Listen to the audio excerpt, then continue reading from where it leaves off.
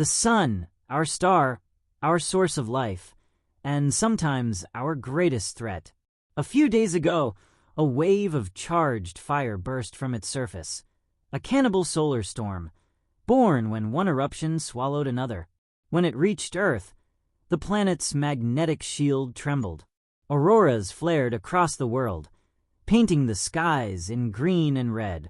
But beneath that beauty, something powerful was unfolding. The impact was fierce.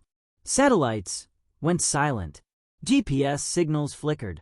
Instruments detected a G4 class geomagnetic storm, one of the strongest in recent years. For hours, Earth's magnetic field bent under the solar pressure, shrinking closer to the planet than usual.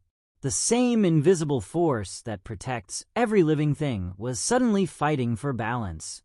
Earth's magnetic field is more than a force. It's a living guardian. Born deep within the planet's molten core, it shields us from solar radiation that could strip away our atmosphere.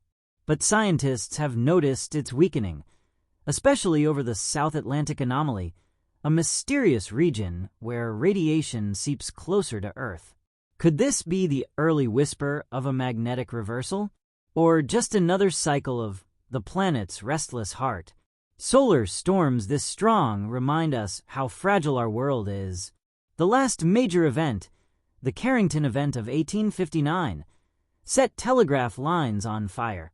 Today, a storm of that size could take down satellites, internet cables, and power grids worldwide. The next one might not be as forgiving.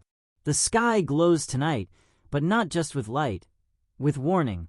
The sun is alive, breathing waves of fire through space. And somewhere in that breath, our fragile world continues to hold its line, one heartbeat away from silence. Stay curious, traveler. The universe is speaking, and it's time we start listening.